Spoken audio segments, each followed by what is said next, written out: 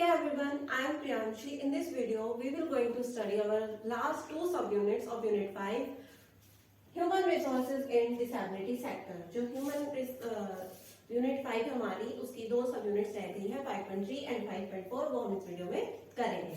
5.3 role of international bodies की international bodies का जो अंतरराष्ट्रीय जो उस पे काम करती है लेवल पे काम करती है इंटरनेशनल लेवल पे उन बॉडीज का क्या रोल है डिसेबिलिटी सेक्टर में, डिसेबल्ड पर्सन से रिलेटेड वो क्या काम करती है।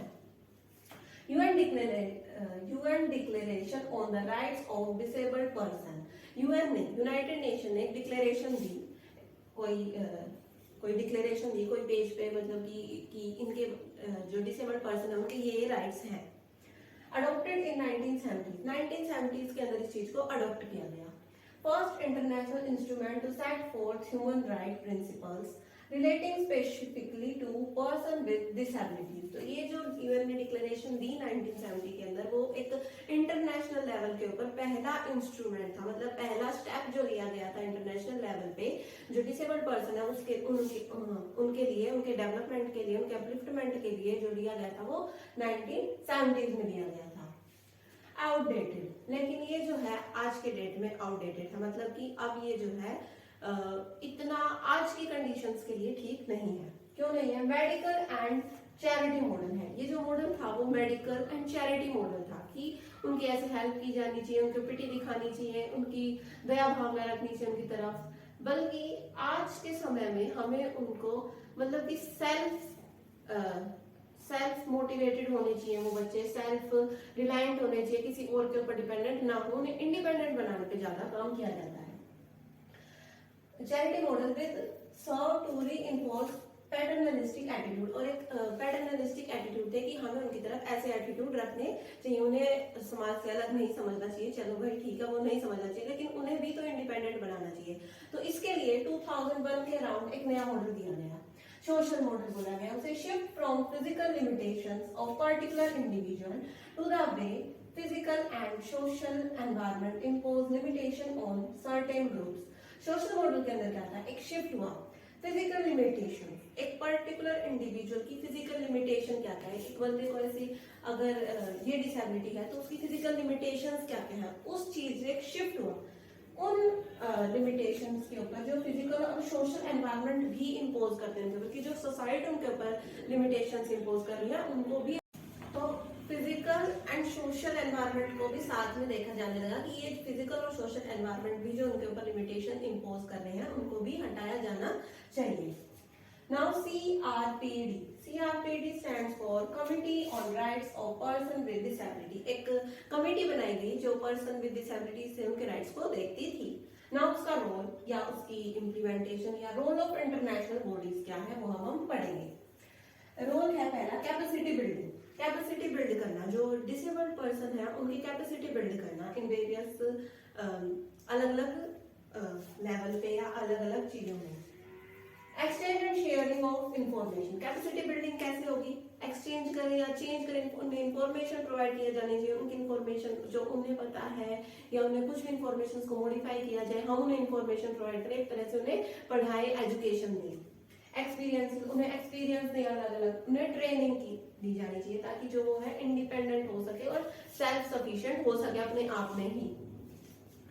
और दूसरा रोल है research programmes and facilitation of access to scientific knowledge, यानी कि रिसर्च प्रोग्राम किए जाने चाहिए, जो डिसेबल्ड पर्सन्स है या डिसेबिलिटी के रिलेटेड अलग अलग रिसर्च प्रोग्राम्स किए जाने चाहिए, और एक साइंटिफिक नॉलेज पता होनी चाहिए कि इस चीज के पीछे क्या कारण है, साइंटिफिक क्या रीजन है, या साइंटिफिक तरीके से एक स्टडी की जानी चाहिए।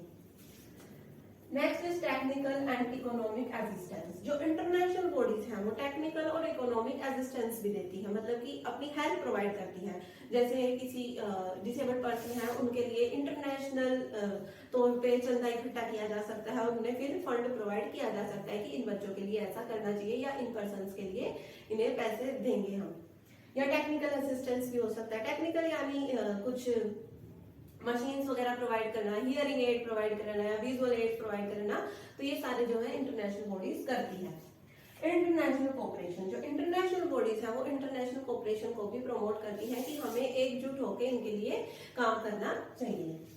Next is inclusive development programme, और ये जो है इंक्लूसिव डेवलपमेंट प्रोग्राम लाती है। वो ऐसे डेवलपमेंट प्रोग्राम, जैसे किसी कंट्री जब अपनी डेवलपमेंट करती है तो एक प्रोग्राम बनाती है, प्लान करती है, तो वो कह रहे हैं कि एक ऐसा डेवलपमेंट प्रोग्राम बनाना कि जब हम अपना डेवलपमेंट प्रोग्राम बनाएं तो उनको भी इंक्लूड करें कि हाँ वो भी समाज का हिस्सा है, उन्हें भी हक दिए जाने चाहिए। Next is formulation of rules and provisions, rules बनाना, प्रोविजंस बनाना कि इनके रिलेटेड ये रूल्स है या हमें कैसे बिहेव करना है उनके साथ, तो ऐसे रूल्स एंड प्रोविजंस वो बनाते हैं।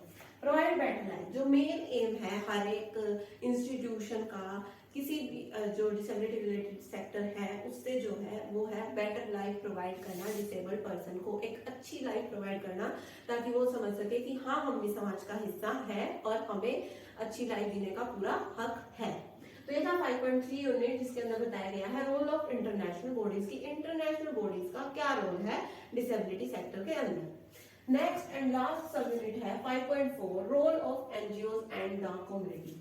एनजीओ का क्या रोल है और कम्युनिटी का क्या रोल है डिसेबिलिटी सेक्टर के अंदर।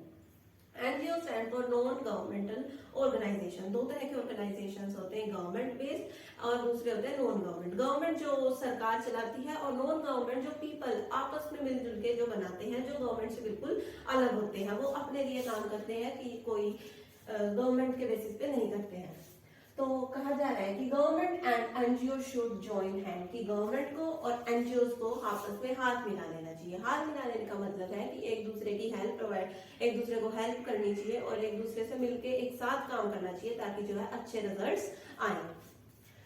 अब गवर्नमेंट को और एनजीओ को policies, ideas, experience and practices के बिहाफ के ऊपर जो है एक अच्छे तरीके से डिसेबल्ड पर्सन के लिए काम करना चाहिए। एक दूसरे के आइडियाज सुने, एक दूसरे के एक्सपीरियंसेस ले और भाई एक दूसरे की पॉलिसीज सुने, तो इस तरीके से जो है डिसेबल्ड पर्सन जो है बहुत ज्यादा बेनिफिट होंगे। नाउ एनजीओ है क्या? की ड्राइवर ऑफ द सोसाइटी। जो एनजीओ है वो है नॉन गवर्नमेंटल ऑर्गेनाइजेशन। ये जो है की ड्राइवर्स है सोसाइटी के की ड्राइवर्स है, मतलब कि जो सोसाइटी के अंदर कुछ काम होता है तो उसके हेल्प करते हैं ये, या सोसाइटी के अंदर बदलाव लाने की कोशिश करते हैं।